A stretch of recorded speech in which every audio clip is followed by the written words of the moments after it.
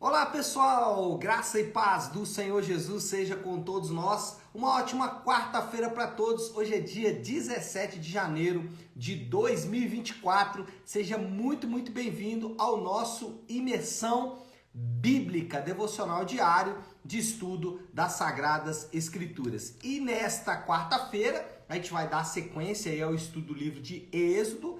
E vamos tratar hoje do capítulo de número 23, com o tema o juízo, o sábado, as festas e a peregrinação. São os 4 assuntos aqui desse capítulo. É importante a gente tratar de todos eles, porque Deus vai tratar ali de maneira muito especial cada um deles, mas de maneira bem resumida. Esses assuntos, inclusive, depois eles vão aparecer em outros momentos, mas aqui de maneira bem introdutória o Senhor já trata desses assuntos. Então vamos lá, eu quero só lembrar aqui, fazer algumas ponderações. Eu nem vou ler nenhum texto aqui inicialmente, porque de fato a gente vai depois lendo e tratando aqui de cada um dos assuntos, mas eu quero fazer algumas ponderações sobre a lei de Deus. É sempre importante você se lembrar disso toda vez que você ler alguma lei na Bíblia. Mesmo as leis do Novo Testamento, no Novo Testamento fica mais fácil, porque lá os autores já estão aplicando isso que a gente vai falar aqui agora, mas de qualquer forma é importante você sempre ponderar a respeito do que eu vou dizer aqui agora. Primeira ponderação que você deve fazer é que essas regulamentações, e aí agora eu estou sendo específico nessas aqui, elas são regulamentações particulares das leis gerais do Decálogo. Então, no Decálogo, Deus traz leis gerais e agora ele está regulamentando o funcionamento dessas leis. As leis devem ser divididas entre leis civis, cerimoniais e morais. Então, quando você lê essa lei, você tem que pensar, essa lei é uma lei civil? É uma lei cerimonial? É uma lei moral? Por exemplo, aqui nós vamos ter nesse capítulo uma lei que é cerimonial, que é em relação às festas. Então, eram cerimônias que os israelitas tinham que fazer. Nós temos que fazer essas festas hoje? Não. Por quê? Porque as leis cerimoniais foram cumpridas plenamente em Jesus. A lei do sábado, como que a lei do sábado deve ser encarada? Ela é cerimonial em algum aspecto, mas ela também tem um aspecto moral. Então eu preciso separar o que é moral do que é cerimonial e aplicar o aspecto moral da lei do sábado, por exemplo. Mas daqui a pouco eu vou falar sobre cada uma dessas leis. Por hora, é importante só você saber que você tem que separar. É uma lei só da nação de Israel? Refere-se só a uma lei civil? É uma lei moral? É uma lei cerimonial? Se for cerimonial, já foi completamente cumprida em Jesus. Se for uma lei civil, estava restrita à nação de Israel.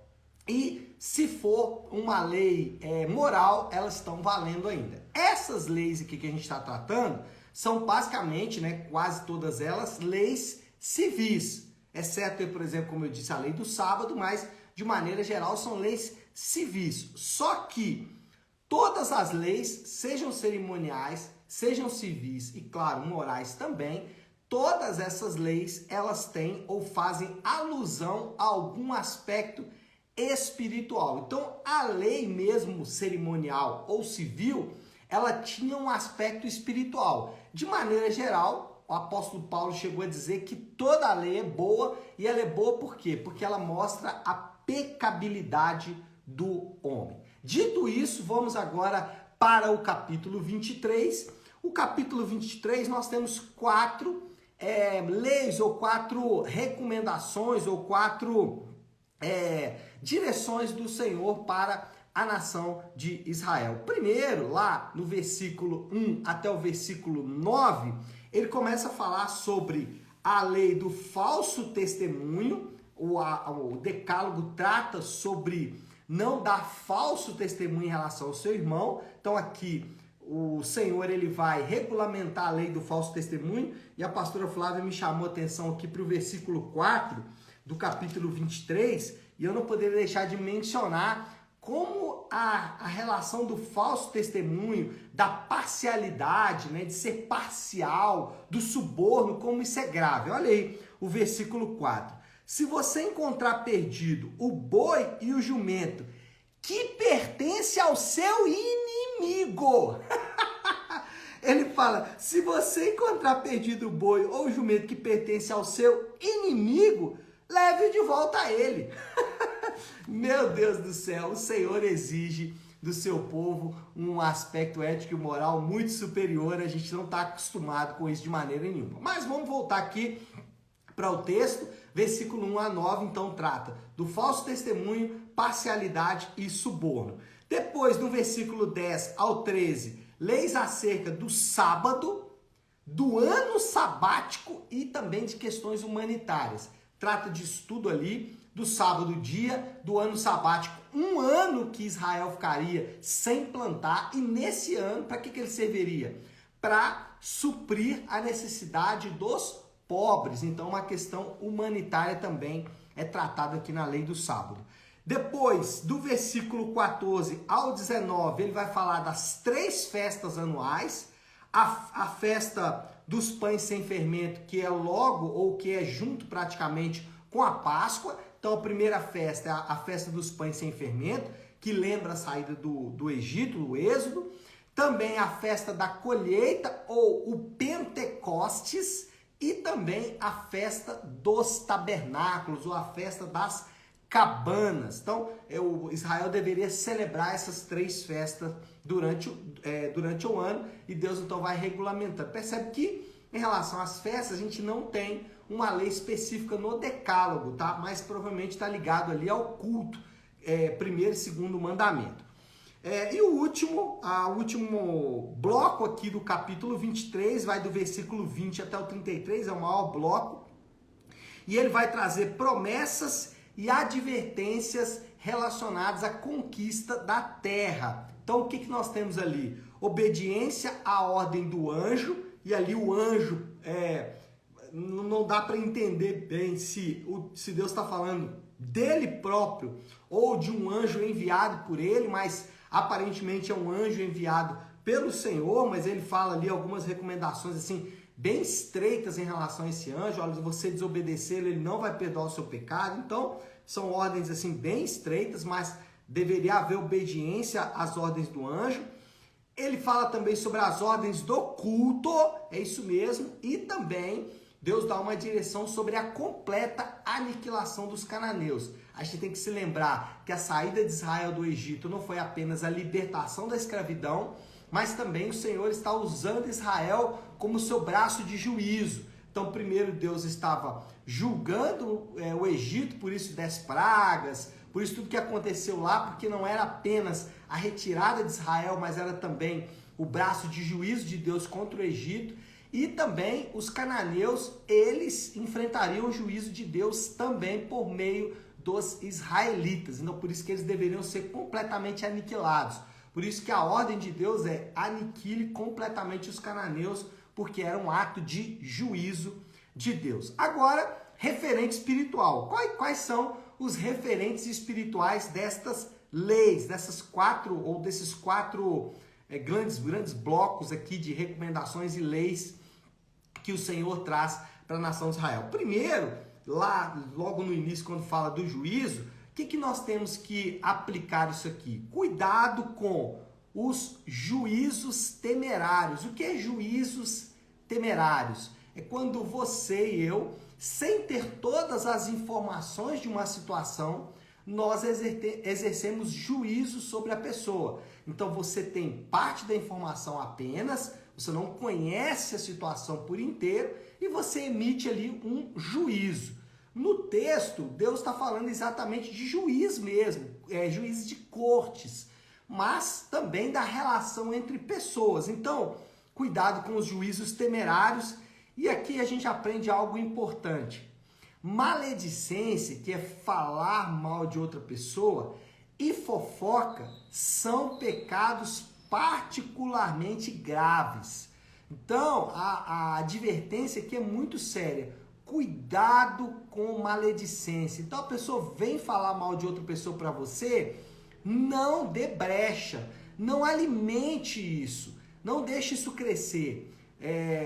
Chama essa pessoa e fala, olha, vamos conversar com a pessoa que você está falando dela, mas não dê margem para maledicência. Falar mal de outra pessoa é um pecado grave. Paulo chega a dizer lá na sua carta a Timóteo que essa atitude no meio da igreja funciona como um câncer. É isso mesmo. Então a gente precisa tomar muito cuidado com a maledicência, falar mal de outra pessoa. E também fofoca, né? Trazer conversas e tudo mais. Se no mundo isso já é ruim, alguém fofoqueiro é alguém que tem ali a sua índole, o seu caráter manchado, imagina no meio do povo de Deus. É particularmente grave. Então precisamos tomar muito cuidado. Você vê que a relação aqui foi advertida pelo Senhor. O segundo referente espiritual está relacionado ao sábado, e os sábados estão relacionados com a confiança no Senhor. Então, quando a gente fala de descansar um dia, não é apenas porque o nosso corpo precisa de descanso. Quando a gente fala de ter um dia de descanso, um dia para cultuar a Deus, um dia para buscar a Deus, um dia para evangelismo, um dia para adoração a Deus, um dia de descanso no Senhor, é porque normalmente nós não vamos descansar no Senhor. Se deixar, os homens vão trabalhar 7 dias por semana. Por quê? Porque eles não querem descansar no Senhor. Então, quando o Senhor estabelece ali o ano sabático, o dia sabático, Ele está dizendo, olha, um período do seu ano você deve descansar. Inclusive férias, né? Claro que aqui nesse tempo não havia férias como nós temos hoje, férias remuneradas, né? Mas o israelita, ele trabalhava 7 anos e um ano inteiro ele descansava. Por quê? Porque ele tinha que confiar que o Senhor iria supri-lo naquele descanso, que eram as suas férias. Era ali um ano para ele não fazer, né? Não é que não fazia nada, ele deveria cultuar ao Senhor, as festas e tudo mais, mas o ponto aqui era descansar no Senhor. Tem uma frase uma expressão do Piper, que ele usa em alguma das suas pregações, ele diz que se tem uma coisa que humilha o homem é o sono, porque durante ali 6, 7, 8 horas do seu dia, a expressão do Piper é nós nos transformamos em um saco de areia. Por quê? Porque a gente precisa dormir. Se não dormirmos, a nossa saúde, ou até a nossa... ninguém consegue passar muito tempo sem dormir, mostrando exatamente que vai ter que descansar, vai ter que confiar no Senhor. Terceiro referente espiritual. Cultuar a Deus requer mais do que sinceridade. Isso é muito interessante porque nós somos habituados a pensar que cultuar a Deus basta ser sincero. Não, se você tiver um coração ali sincero, tá tudo certo. Não, nós não devemos cultuar a Deus da nossa maneira. Nós não devemos cultuar a Deus do jeito que nós achamos melhor ou mais confortável. Não é assim que se cultua a Deus.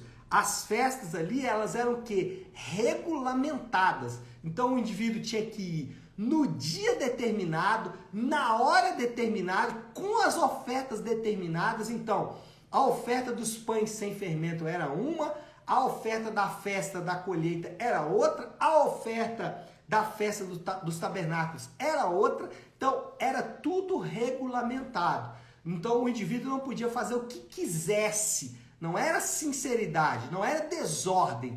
Tinha uma ordem estabelecida, tinha um método estabelecido, tinha um jeito estabelecido. Então nós não cultuamos a Deus do jeito que a gente quer. Não, existe uma regulamentação para o culto e essa regulamentação deve ser seguida. E por último, a obediência ao Senhor, falando ali do quarto bloco do capítulo 23, é um sinal importante de amor a Deus. Existe uma relação entre obedecer ao Senhor e amar ao Senhor. Lembre-se sempre, a obediência a Deus não provoca a nossa salvação. Nós não somos salvos por causa da obediência a Deus. nós obedecemos a Deus por causa da salvação. Como que começa aqui todo esse bloco, toda essa sessão sobre obediência? Como que começa? Capítulo 20. Eu sou o Senhor teu Deus que te tirou do Egito, da terra da escravidão. O versículo 2 do capítulo 20, que é o início da lei, começa dizendo: eu salvei vocês, por isso obedeça. Então, a obediência ao Senhor é um sinal importante de amor a Deus. Não adianta você dizer que ama a Deus e não obedece os mandamentos de Deus. É só falácia, é da boca para fora. Você diz: eu amo a Deus. Não ama de fato se você não obedece. Eu não amo de fato se não obedeço. A palavra de Deus, ela é direta nesse sentido. Bom, já dei aqui o desafio do Léo, né? 4 desafios aí bem desafiadores. E agora eu vou fazer aqui a conclusão, então. Deus é extremamente cuidadoso com o seu povo. Sabe o que eu vejo nessas leis? Pessoas podem olhar isso aqui e ver, ficar absurdados, né? Como ontem, por exemplo, mate os feiticeiros, né? E aí a gente fala: nossa, festa, pra que fazer festa? 3 vezes ao ano e tal, não sei o quê. O anjo do Senhor tem que ser obedecido. E aí tem pessoas que ficam escandalizadas com isso e tal. Eu não, irmãos, eu vejo o cuidado de Deus. Deus é cuidadoso com o seu povo. Deus poderia não fazer nada disso, deixar os homens ao seu próprio, viver da sua própria maneira. E viver a sua própria maneira é o maior juízo de Deus sobre os homens. Aqui Deus mostra o cuidado dele com o seu povo. Deus é cuidadoso com o seu povo em cada um dos detalhes. Nada escapa do cuidado de Deus. Vamos orar? Se você puder, então, pare aí um instante aquilo que você está fazendo e vamos juntos buscar a Deus em oração.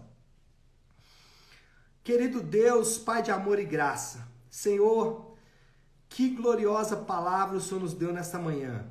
Quantos ensinamentos práticos, ensinamentos que nós podemos, Senhor Deus, usar na nossa vida de maneira geral. Descansar no Senhor, não cometer juízos temerários, cultuar ao Senhor da maneira que o Senhor exige e obedecer ao Senhor são sinais do cuidado do Senhor para com o teu povo. Que possamos enxergar dessa maneira, não olhar essas leis, Pai, com o escândalo da carne, com o escândalo da alma, mas olhar, Senhor Deus, com os olhos realmente do Espírito, com os olhos do Senhor, e enxergar aqui o cuidado do Senhor em cada um desses detalhes. Nós te louvamos por isso, te agradecemos, pedindo que o Senhor nos dê graça, para de alguma forma, ou da maneira como o Senhor espera, obedecer ao Senhor. Assim oramos e o fazemos em nome de Jesus. Amém. Amém, pessoal? Bom, então é isso. Nós vamos ficando por aqui. Que Deus te abençoe. Uma ótima, uma excelente quarta-feira para todos. Fiquem com Deus.